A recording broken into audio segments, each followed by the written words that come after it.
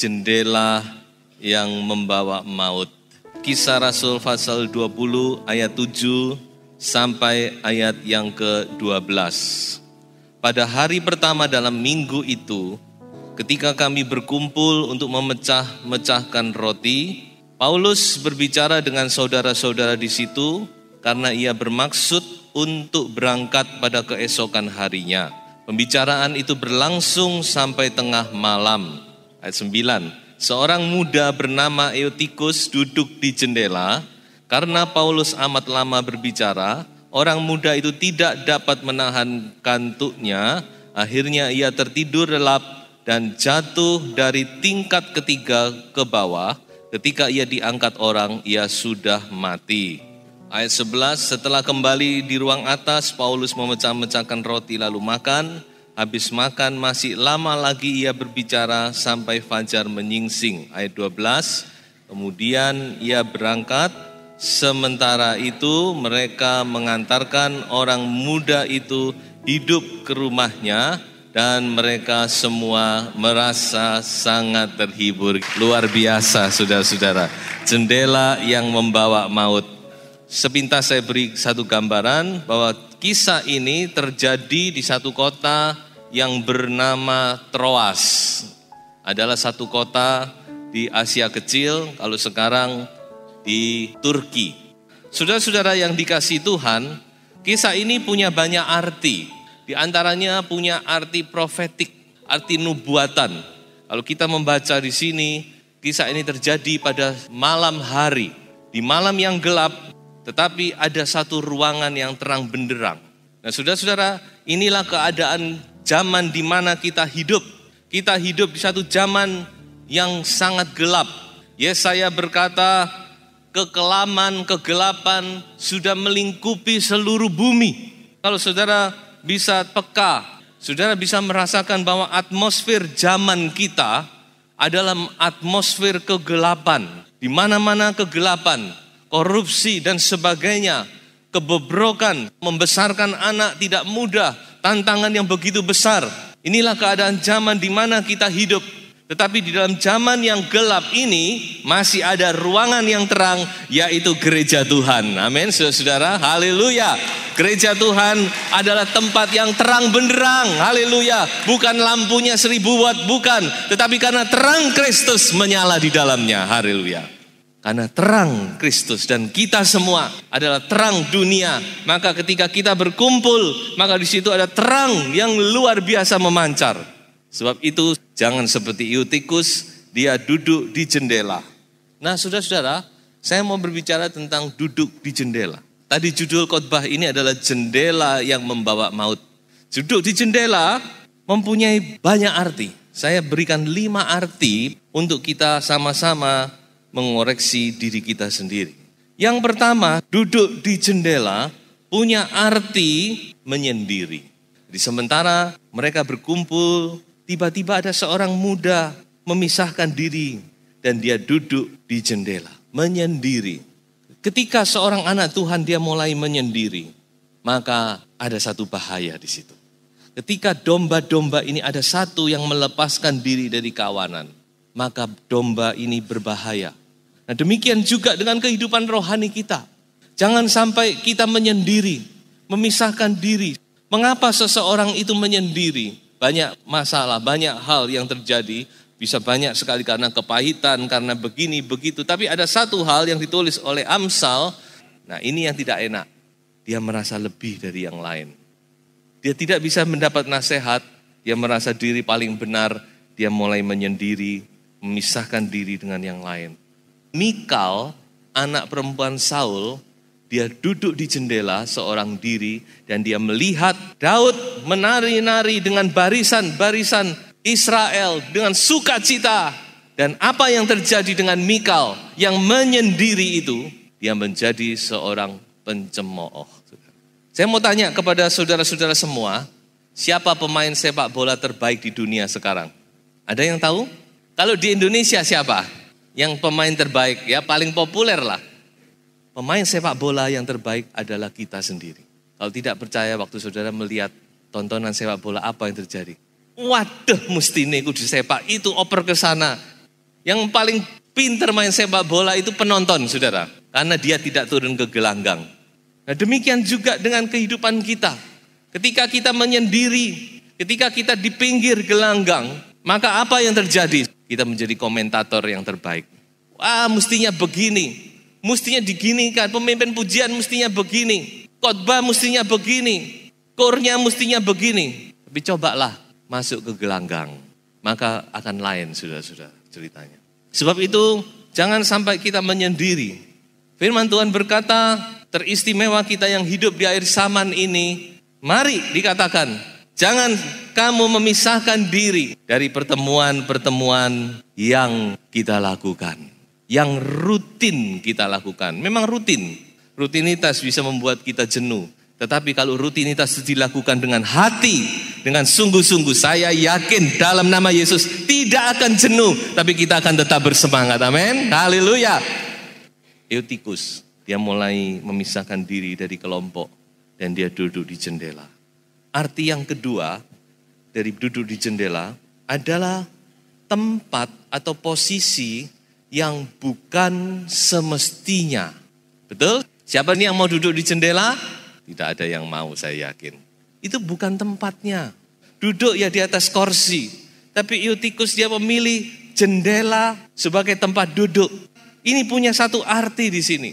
Ada tempat-tempat yang tidak semestinya anak Tuhan ada di situ.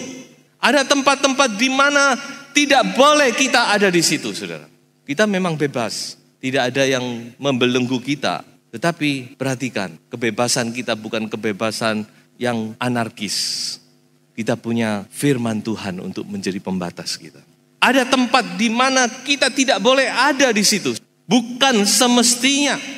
Kalau kita ada di situ, ada satu bahaya, maut mengincar. Petrus, dia jatuh. Dia menyangkal Tuhan sampai 3 kali. Karena dia duduk di tempat yang bukan semestinya. Saudara-saudara. Dikatakan dia duduk di tengah-tengah musuh-musuhnya Tuhan. Orang-orang yang menyalibkan Kristus. Dia duduk di situ. Dia menyatu dengan mereka. Maka dia membuka dirinya kepada pencobaan dan sebagainya.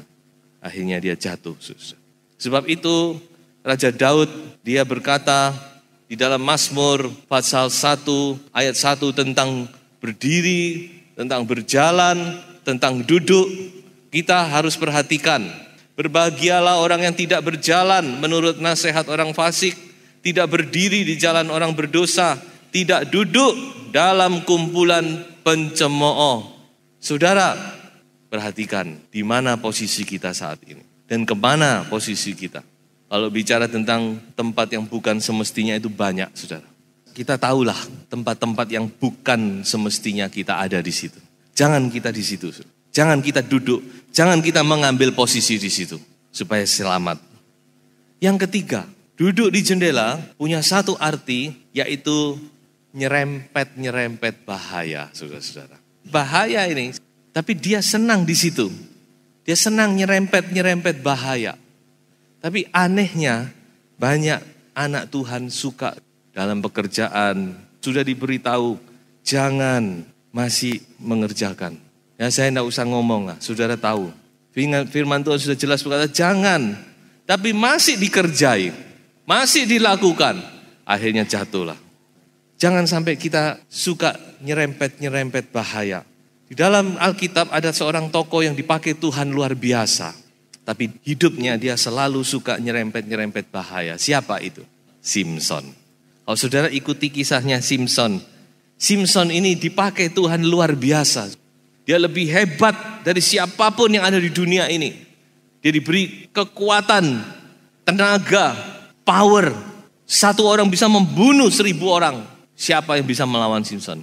Cuma sayang, dia jatuh di tangan Delila. Hidupnya suka nyerempet bahaya. Kalau saudara ikuti Hakim-Hakim 16, ketika ditanya oleh Delila, Simpson, di mana kekuatanmu? Di rambutku. Nah, kenapa kok dia ngomong rambut? Mbok yang ngomong yang lain. Tapi memang dia sifatnya gitu, suka nyerempet bahaya, saudara-saudara. Berkali-kali dia main-main dengan rambutnya, padahal rambut itu bicara tentang urapan Allah. Akhirnya ketika dia semakin dekat dengan tembok pembatas itu, dia tidak bisa lagi menguasai dirinya, rahasianya terbongkar. Diguntinglah rambutnya, habislah kekuatannya. Saudara, sebab itu Amsal punya nasihat-nasihat untuk kita. Di dalam Amsal 6 ayat 27 dikatakan jangan suka main api. Firman Tuhan berkata jangan suka main api. Kenapa orang jatuh dalam berselingkuhan? Itu tidak langsung, saudara. Karena dia cuma main korek api. Kayak anak kecil. Senang dia. Suka main api. Jangan kita main api. Firman Tuhan berkata kalau siapa yang main api pasti terbakar. Tinggal tunggu waktu saja. Lalu di dalam ayat lain dikatakan oleh Amsal, orang yang bijak, kalau dia tahu ada bahaya di depan, dia pasti menyingkir. Mari kita benar-benar bertindak bijaksana dalam kehidupan kita. Urapan Allah ada di atas kita. Haleluya, saudara-saudara ya. Kita mau benar-benar sayangkan urapan itu. Pelihara urapan itu, saudara-saudara. Dan yang keempat, duduk di jendela punya arti main-main, tidak serius, tidak sungguh-sungguh, mendua hati. Separuh terang, separuh gelap. Kita ini sudah dilepaskan dari kegelapan. Petrus berkata, kamu sudah dipindahkan dari kegelapan kepada kerajaan terang. Kamu telah masuk ke dalam terangnya yang ajaib. Ngapain kita mau kembali ke kegelapan? Tapi masih banyak, secara umum banyak, masih mendua hati, saudara-saudara. Percaya Yesus, percaya dengan iblis. Tuhan tidak akan menolong. Tuhan itu tidak bisa dibuat begitu, saudara. Jangan, ayo kita kalau percaya kepada Yesus, lepaskan hal-hal yang tidak berkenan. Hubungan dengan roh-roh, dengan kuasa-kuasa kegelapan, kuasa-kuasa yang bukan dari Allah. Dan jangan lupa iblis itu bisa menyamar sebagai malaikat terang. Firman Tuhan berkata, Tuhan berkata, selain aku tidak ada Allah lain. Sebab itu jangan lagi mendua hati. Kita mau sungguh-sungguh. Tuhan itu tidak senang dengan orang yang mendua hati. Di dalam Wahyu 3, Tuhan berkata, jangan kamu sebentar panas, sebentar dingin. Setengah panas, setengah dingin, aku muntahkan kamu. Ibrani 2 ayat 1 dikatakan, ayo kita sungguh-sungguh percaya, sungguh-sungguh perhatikan supaya kita tidak hanyut dibawa oleh arus. Inilah saatnya. Saudara, kita harus punya satu komitmen yang full kepada Tuhan. Saudara percayalah, saudara mengiring Tuhan di dalam Yesus. Saudara pasti selamat di dalam nama Yesus Kristus. Hanya Yesus juru selamat kita. Sebab itu mari kita benar-benar sungguh-sungguh. Tidak mendua hati lagi, tetapi kita berkata kepada Tuhan, I love you full. Oh haleluya, puji Tuhan. Kita melihat satu ayat di sini, di mana sebenarnya posisi kita harus berada. Di dalam Mazmur 84, judulnya adalah Rindu kepada Kediaman Allah. Raja Daud menggambarkan kerinduannya. Bagaimana dia rindu. Dia iri dengan burung, saudara. Burung bisa punya sarang di mezbahnya Tuhan. Oh aku ingin, dia rindu, jiwaku hancur. Karena merindukan pelataran-pelataran Tuhan. Oh saudara-saudara, biarlah hati kita penuh dengan kerinduan kepada Allah kita. Haleluya. Kita rindu senantiasa ada di dalam hadirat Tuhan. Ayat 11 dikatakan, sebab lebih baik 1 hari di pelataranmu daripada 1000 hari di tempat lain. Lebih baik berdiri di ambang pintu rumah Allahku daripada diam di kemah-kemah orang fasik. Ini dari The Message. One day spent in your house, this beautiful place of worship, beats thousands spent on Greek island beaches. 1 hari di rumahmu itu melebihi 1000 hari di pantai yang indah. I'd rather scrub floors in the house of my God than be honored as a guest in the palace of sin. Aku lebih suka ngepel. Scrub floors itu ngepel, saudara.